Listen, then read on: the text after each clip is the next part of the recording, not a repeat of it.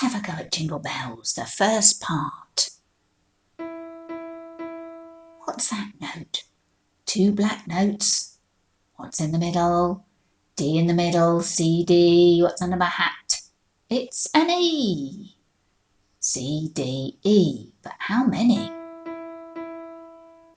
There's 3 E's. Let's play those.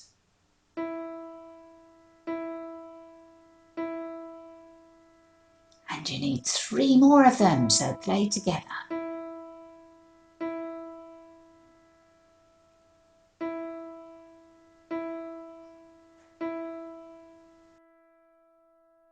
Now the next bit needs a new note. C, D, E, F, G.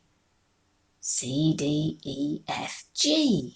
Let's go from E to G and then C, D, E. Try that.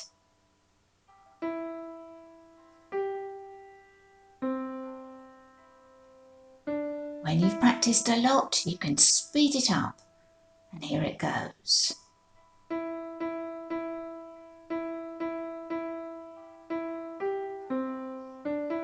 And you've got the first part of Jingle Bells. See you next time for the next bit.